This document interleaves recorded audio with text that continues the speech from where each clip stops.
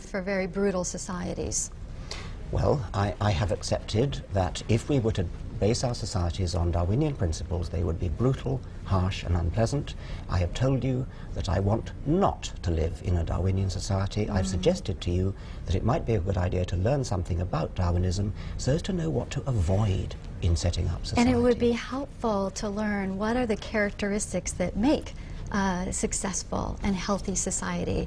And let's build on those characteristics. I agree with that, and among those characteristics would be critical thinking, a respect for education, a respect for evidence. And respect for human beings. And a respect for human beings, very much so.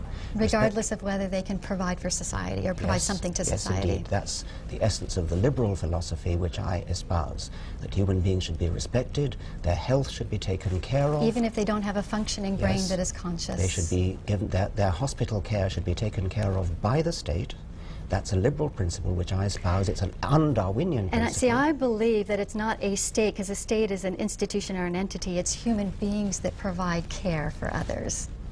Well, okay, human beings provide care for others. None of that bears on the truth of whether evolution actually happened. And that is a matter of fact. It's like gravity. You can't get away from fact. Study the fact, learn the facts, and then make up the society that you want to live in on the basis of the facts as they are. Yeah, and the facts that would include what makes the better society is one where there is deep respect for each human being, and a way to inculcate deep respect for each human being. The way to inculcate respect for human beings is by seeing that they were created. So you would you actually distort the scientific fact in order to create respect? There's no need to distort, because as I mentioned, science is a technique, a tactic for discovering and unlocking the keys of how this world works. And so we don't need to deny any facts, because the facts end up bearing out our beliefs. So sometimes it takes time for science to catch up with the beliefs that have made the best societies.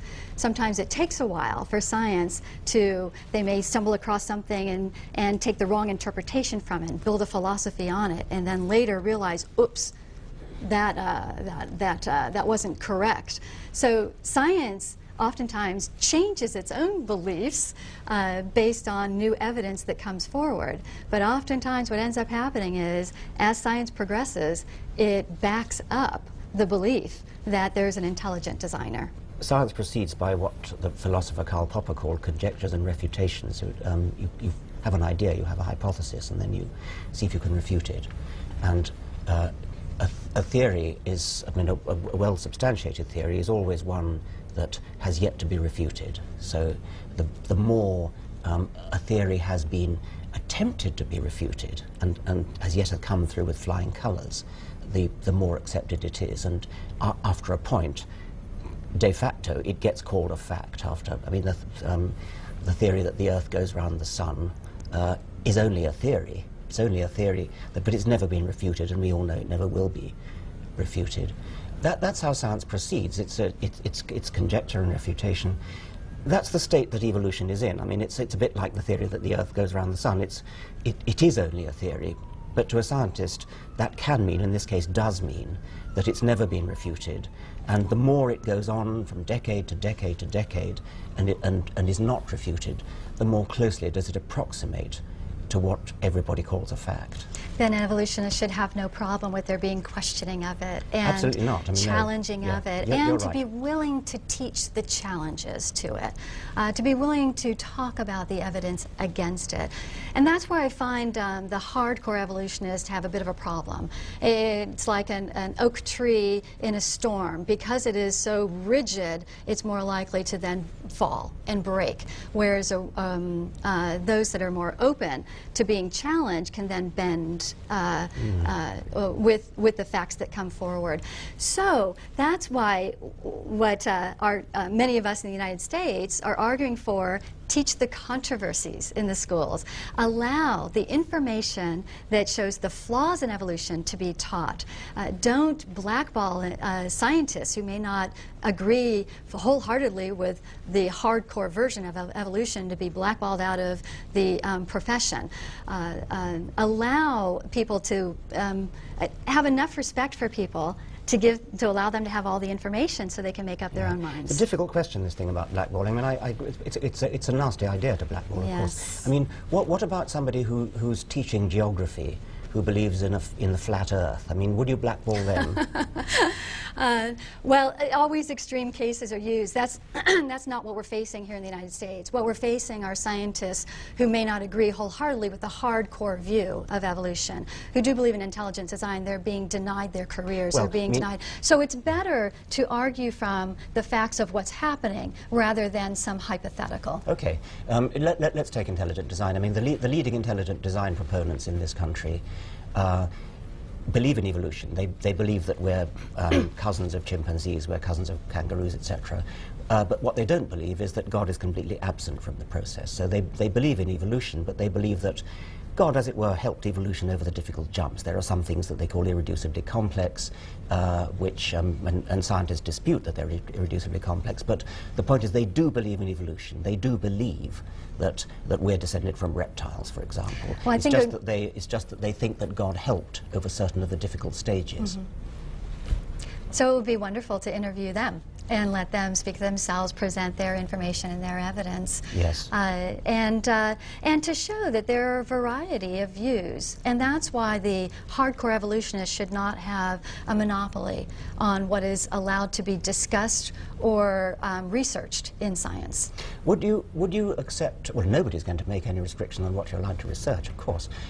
Well, that's done, of course, through funding, through grants, through positions at universities. There are ways to restrict what can and can't be researched. I mean, funding of scientific research is always a problem, and all scientists have a time when they grumble about not getting funding. I mean, you do have to, you're competing in a marketplace, and the NSF and other grant-giving bodies have to give money where peer review suggests it's going to be most useful. I mean, that is definitely a problem, of course.